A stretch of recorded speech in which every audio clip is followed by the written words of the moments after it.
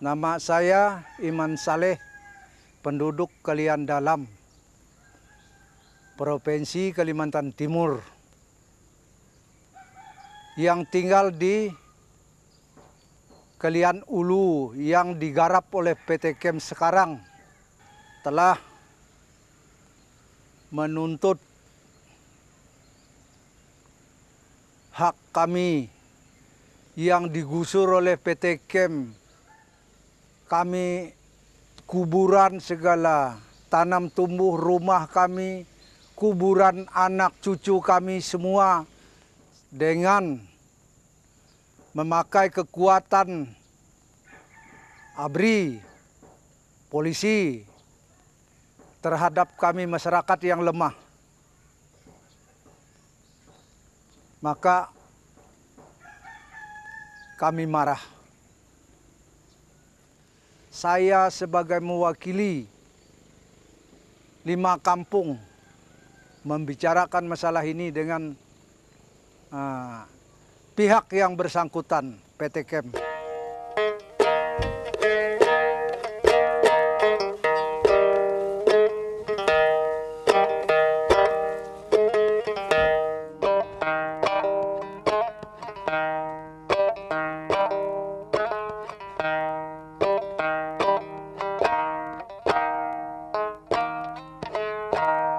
Dengar cerita kami. Sebelum kalian datang, kami hidup sejahtera.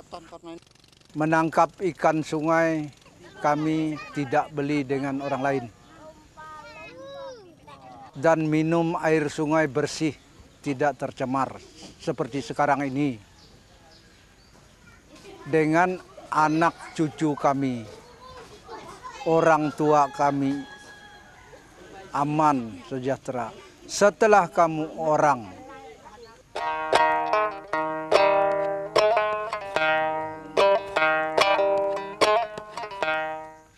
kami senang membantu Anda sewaktu itu. Maka sedang juga kami itu menunjuk tambang-tambang emas yang penemuan masyarakat. Kami sangka pihak perusahaan itu bisa membantu kami, ternyata tidak. Makanya kami sekarang marah dengan PT Kem. Masuk, maka kami seperti bola diumbang-ambing oleh pihak keamanan, dorongan dari PT Kem. Makanya sekarang ini kami bertambah melarat.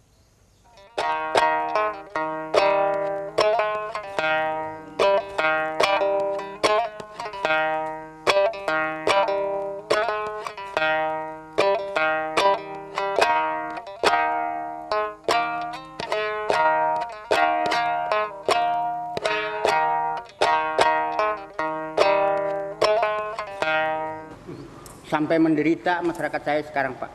Masalah janji itu muluk-muluk, Pak, sebenarnya. Oh, nanti kamu kalau dipindahkan diberi rumah, diberi lahan, diberi listrik, diberi pekerjaan, air minum, semuanya ada di situ. Ternyata, Pak, yang di anunya itu sebagian aja yang untuk jalur ke pemerintah aja yang ada. Tapi jalur ke masyarakat yang dijanjikan rumah, lahan, pekerjaan, apapun tetebangnya, enggak ada, Pak. Menuntut sebagai berikut. Pertama, janji rumah. Kedua, lahan. Ketiga, pekerjaan. Keempat, air bersih.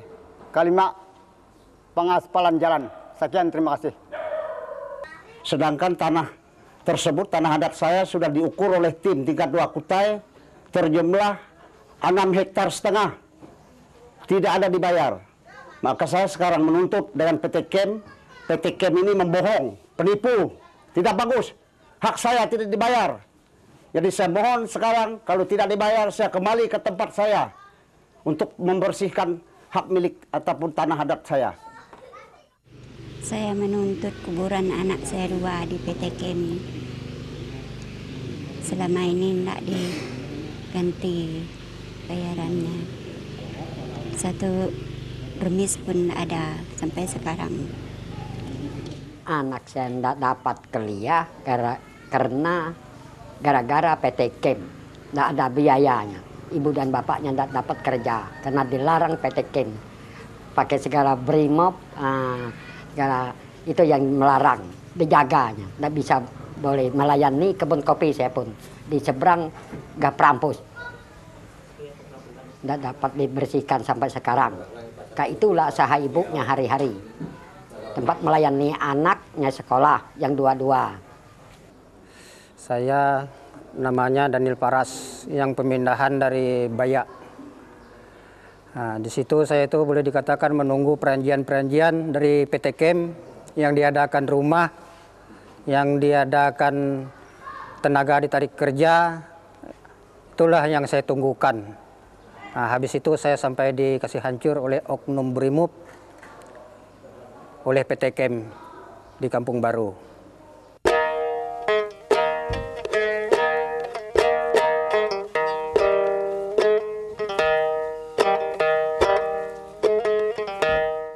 Di situ saya tuh dipanggil.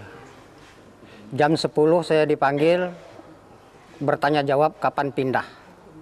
Nah, tapi saya bilang saya menunggukan atas janji demi janji dari PT Kem. Nah, jadi saya itu pulang ke rumah sekitar kan setengah 11 buahnya akan datang brimobnya. Nah, anak buahnya masuk 3 orang yang mendekeng dengan senjata api. Habis itu yang mengelilingkan rumah itu pokoknya berpuluhan orang yang mengelilingkan rumah itu. Saya ditembak 3 kali di atas atap. Anak-anak semua naik semua ke diri saya. Nah, makanya itu karena saya mengingatkan undang-undang. Nah, saya mau melawan, mamanya yang melarang saya melawan. Kami terjadi keluar dari rumah semua, ya anak-anak dengan kekeluhan maupun kami sendiri dibawa naik di Tutung tempat Pak Nepia. Setelah itu kami 40 hari tidak punya salin apa-apa. Sekitar kan 40 hari baru dikembalikan barang-barang. Barang dikembalikan, mana yang baiknya tidak ada, habis. Mesin Ces 2, tempat kita naksi PT Kem. Habis itu Honda 2. Kita di dalam rumah mesin lampu ada, TV ada. Pokoknya boleh katakan kita kan orang termasuk pedagang ya, besar lah sudah modal. Sekitar kan 4-5-6 juta sudah modal. Terjadilah sekarang pinjam tanah, pinjam rumah, mes, perguruan, tapi ternyata kami tidak bisa dapat bayar. Karena kalau dari nenek saya sampai ke bapak saya belum pernah meninggal hutang, meninggal di dunia. Nah, bersih, dibayar semua, meninggal. Nah, jadi jangan sampai saya tertinggal hutang di dunia. Kesian anak saya, bagaimana nasibnya. Saya waktu dulu saya kerja di rumah, saya sambil buka salon, sambil saya ngurus di dapur, ngurus di rumah. Anak-anak bisa terjamin kesehatan maupun dalam rumah tangga. Semenjak sekarang saya yang kerja harus keluar jam 5, setengah 5 saya berangkat dari rumah. Ya agak-agak telantar anak-anak mengurusi, membeban pekerjaan segalanya di rumah. Seperti angkat air, masak, ya apa adanya kerja di rumah. Kerja di ladang, kebun, bagian sekolah, ya mereka juga merangkap. Di dalam pekerjaan saya pulang jam 5 sore, berapa waktu saja saya yang bisa bantu mereka. Tidak bisa saya ngurus seperti dulu anak-anak. Tidak punya rumah, tidak punya apa-apa lagi. Harta habis dijual untuk dimakan selama yang dipindah dari dalam PT Kem. bapaknya juga minta kerjaan, tidak ada sama sekali. Sedang pun orang lain bisa semua masuk bis, kendaraan apa saja, order apa saja masuk di dalam PT Kem, tapi kami tidak ada yang bisa dikasih mereka. Tapi pembayaran tidak mau dibayar juga, tidak mau diselesaikan juga sama oleh PT Kem. Maka inilah kami yang mengajukan permohonan minta bagaimana secepat mungkin kami bisa urusannya bisa diselesaikan lah. Jadi makanya saya itu pokoknya tetap menuntut sampai di mana akhirnya. Kecuali saya mati, tapi mati saya mungkin ada anak saya bisa menggantikan saya. Sudah sanggup buahnya semua mengganti. Mati, hidup, mau.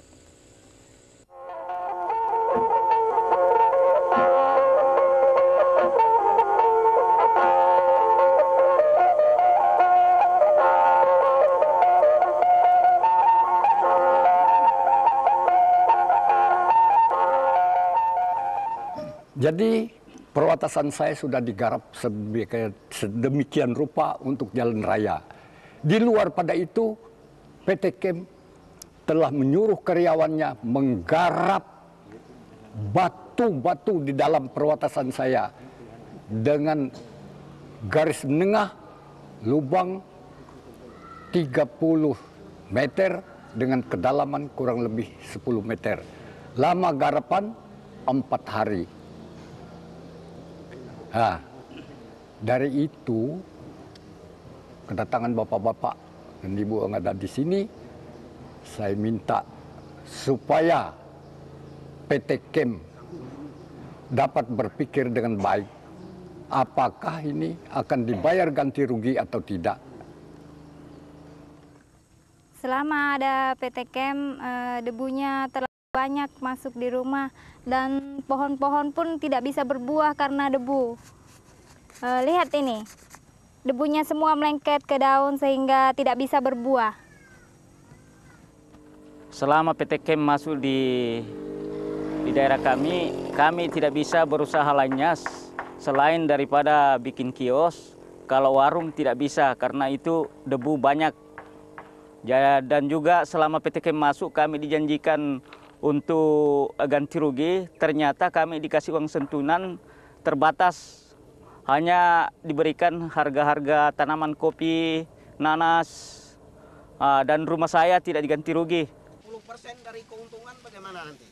Sampai sekarang adanya demonstrasi dari massa, oleh karena jalanan banyak mengandung debu. Perjanjiannya tidak sesuai dengan perjanjian dia, sampai masyarakat di sini sampai debu ini bisa masuk ke dalam kampung. Jadi orang-orang di dalam sampai sekarang banyak yang kena sakit, ada yang kena muntaber, ada yang pilak-pilak, ada juga yang sakit perut oleh karena dibawa oleh debu musim kemarau ini.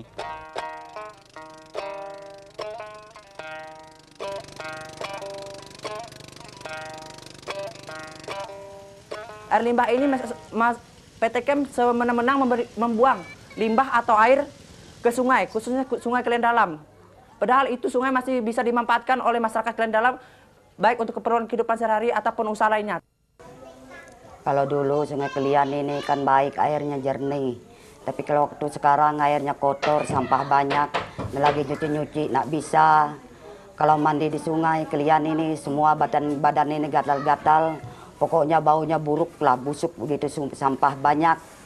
Jadi sekarang nih banyak yang mengeluh, tempat mandi tidak ada. Apalagi kalau masalah segala ikan ini sudah tidak ada, susah masa sekarang.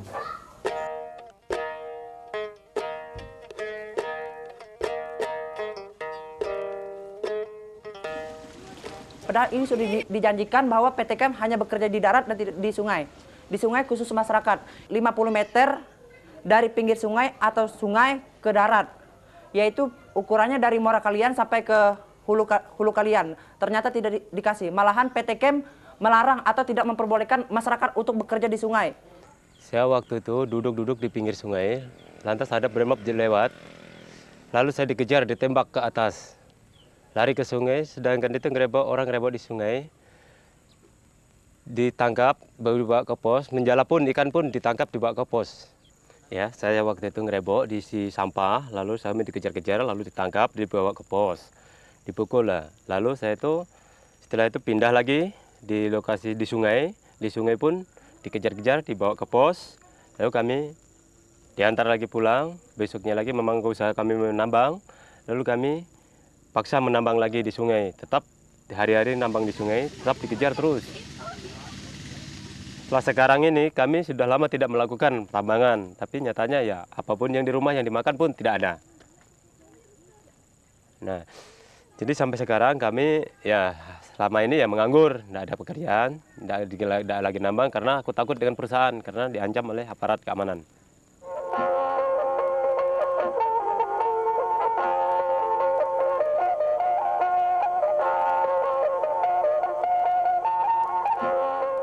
Saya telah mencoba menanyakan permasalahan lahan saya yang digusur oleh PT Kem yang tampak musyawarah dengan saya. Ternyata saya ditolak kepada tingkat 2 Kutai, sedangkan saya masyarakat yang biasa-biasa saja. Maka dengan adanya demikian, saya merasa keberatan kalau saya sebagai diadu dombakan oleh PT Kem kepada pemerintah saya. Sedangkan saya merasa itu adalah urusan saya antara dengan PT Kem, bukan dengan pemerintah. Nah, demikian urusan ini agar saya tuntut kembali lagi kepada PT Kem sehingga sampai berhasil.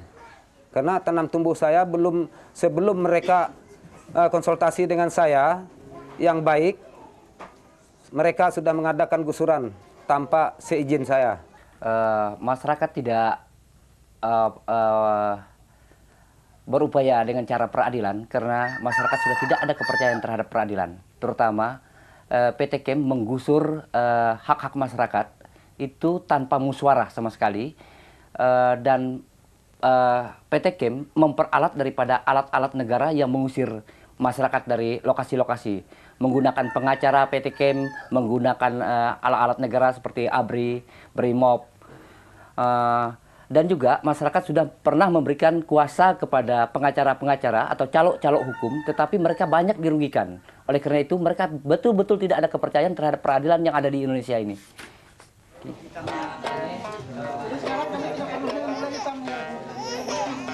Saudara jangan membombon saya, jangan mau cek sungai boleh.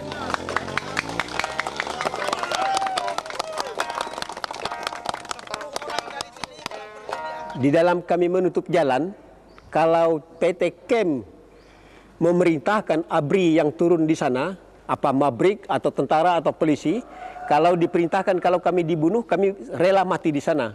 Daripada kami membunuh masyarakat PT Kem atau karyawan PT Kem. Kami tidak mau membunuh karyawan PT Kem atau oknum-oknum PT Kem.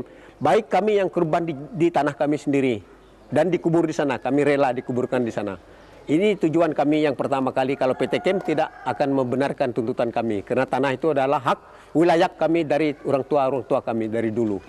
Kami ingin sampaikan kalau PT Kem tidak menyelesaikan masalah kasus-kasus masyarakat korban di Klian, keluar di Indonesia. Terima kasih. Saya tidak banyak kata. Hanya saya menuntut jemaat yang dibikin orang tua dari buyut sampai nenek, sampai bapak saya, sampai saya yang anak ini, sampai cucu saya nanti. Sebab tanah adat kami masyarakat seluruhnya nih, tiap-tiap masyarakat ada adat. Tidak boleh tidak ada adat. Nah itu yang dituntut saya nih. Supaya dapat semua. Dengan perusahaan PT Kem. Sudah telah lama 4 tahun sampai 5 tahun sudah terjalan. Tidak ada selesainya sama korban oleh PT Kem.